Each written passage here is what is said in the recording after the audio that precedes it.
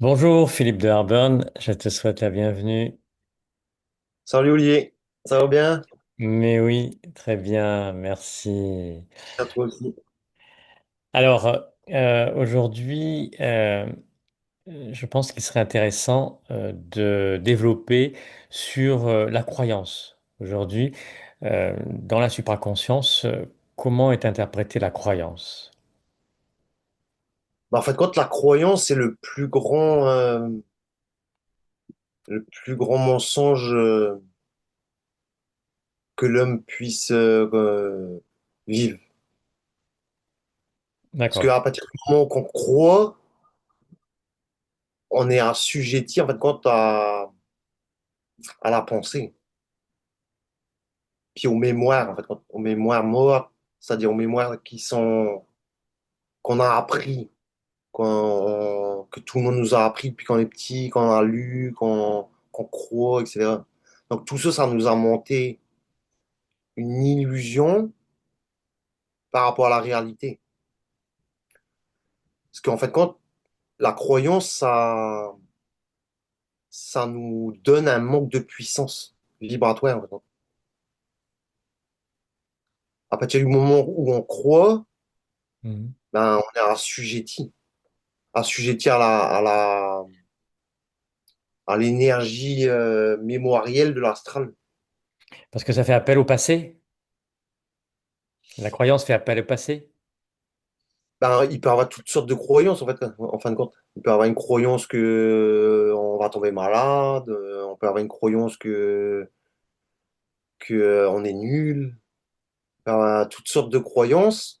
Ça vient de la pensée, en fait, de la pensée, puis de notre coupure, si tu veux, à l'origine. Parce qu'à partir du moment que tu es dans l'origine de ta vibration, tu es au-dessus de la forme et du temps. Donc, dans l'esprit, il n'y a plus de forme ni de croyance déjà, parce que c'est lui directement qui crée.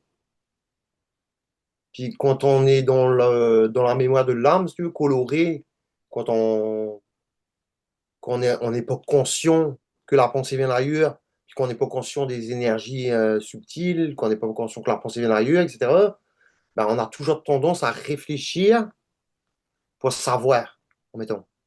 Ou on a des croyances par rapport à ce que nous ont dit les autres. Puis comme on a une croyance, notre atome obéit à nos croyances. C'est comme si que notre information, vu qu'elle est colorée, ça donne la coloration là à nos atomes ou à l'atome qui est en mouvement.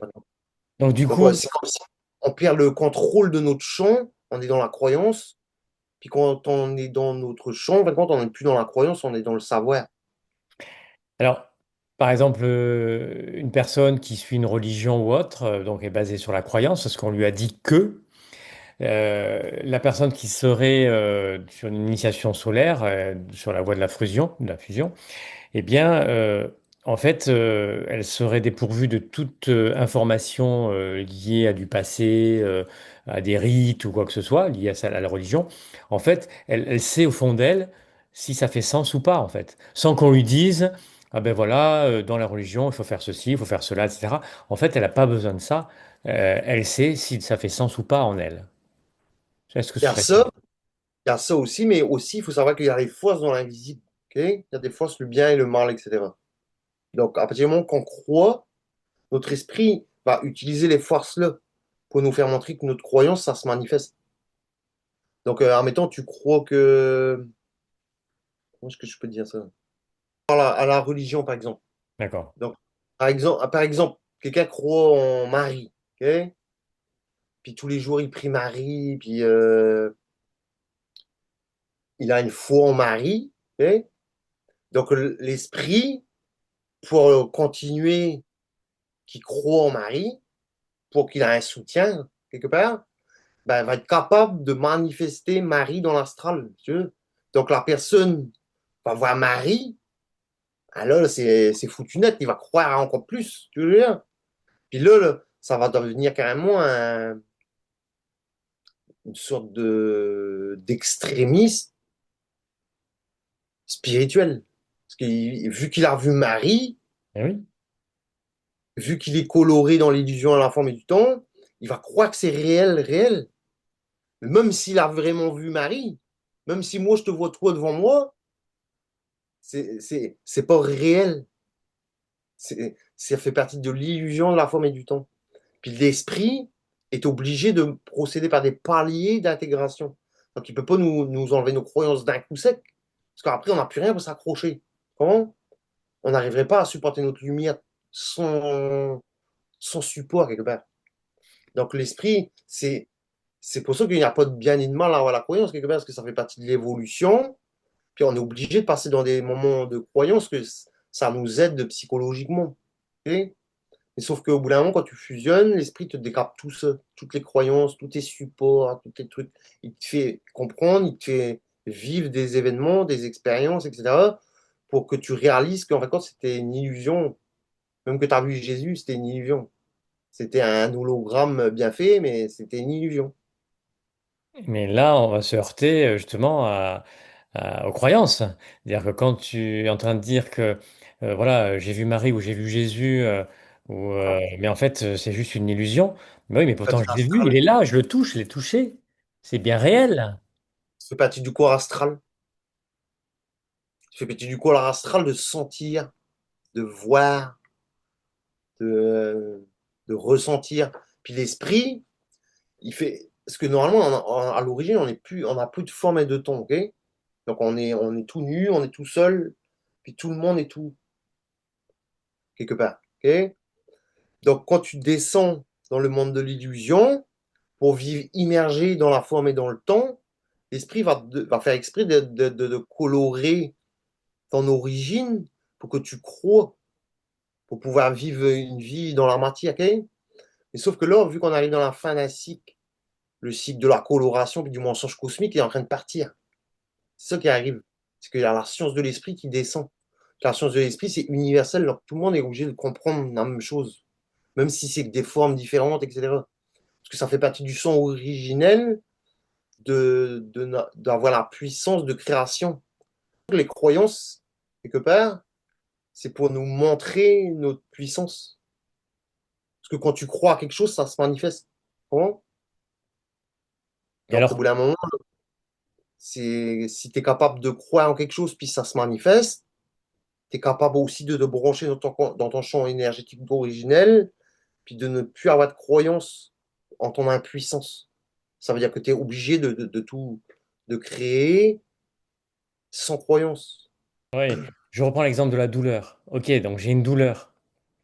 Donc, j'ai compris que ma croyance va engendrer la maladie. Ok, le fait de croire, attention, j'ai mal ici, ça veut dire ceci, ça veut dire cela. Ok, donc je me désolidarise de cette, de cette pensée. Ok, mais j'ai quand même la douleur. Donc, quelqu'un qui travaille dans la supraconscience, avec cette douleur, qu'est-ce qu'il fait avec cette douleur? Bah, admettons, j'ai un exemple. Moi, admettons, j'ai eu plein d'accidents. Bah, j'ai eu un gros accident de moto dans ma vie, puis j'étais cassé de partout. Ok. Mais normalement, je devrais avoir mal partout. J'ai une épaule, j'ai tout ça en fer avec 8 vis.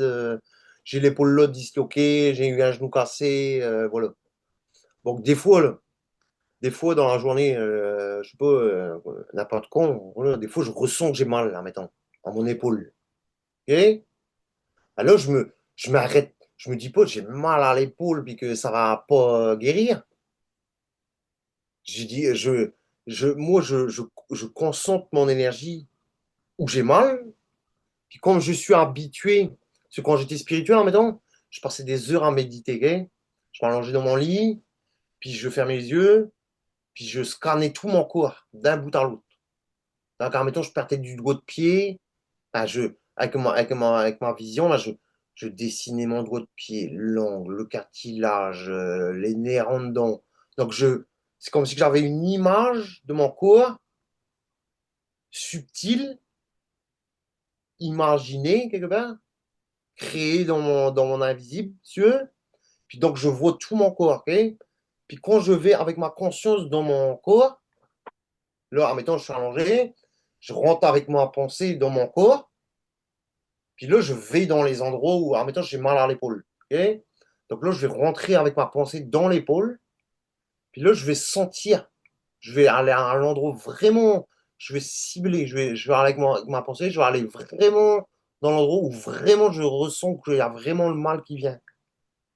Puis là, avec mon mental et la lumière, j'envoie mon intention dans mon mal que je guéris. Ça fait qu'avec la lumière, comme ma pensée va dedans, je fais comme un scan. J'envoie la lumière dans tous les sens. Je fais des carrés, des ronds, de toutes sortes de formes. Puis je fais ça, en fin de compte, ça envoie la lumière d'origine dans mon épaule comment dire, qui Sclérosé, qui est commence contracté. à voilà, être malade et ça. Puis ça renourrit les cellules, en fin de compte. Ça renourrit les cellules abîmées, ça reconstruit le cartilage. Voilà, c'est à ce point la puissance de l'esprit, sans doute. Dénué de toute croyance. Voilà. Puis Parce de qu'en fait, toute c'est pas... impossibilité, t'as plus de croyance de ton impossibilité. Puis t'as plus de croyance que tu es obligé de faire des efforts. Mais Si tu es dis-moi, branché au son originel, tu es obligé d'être créateur, que c'est facile. mais tu es notre D2R2 des temps modernes alors? Avec tout en fer et tout, là, tu es... Ouais, c'est ça, je suis à moitié bionique.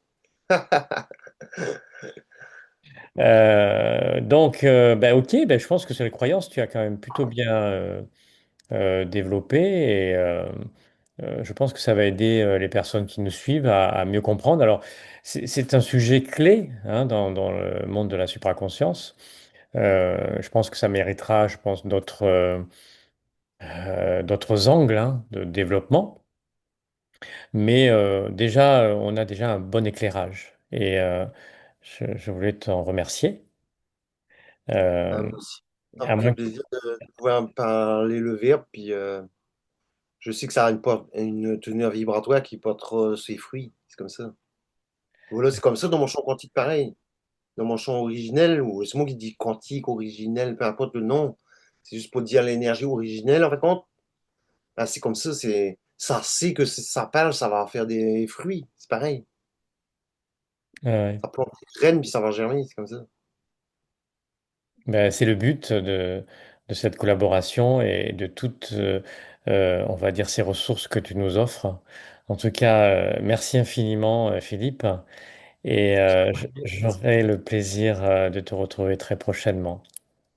À bientôt. Merci bien. Bye.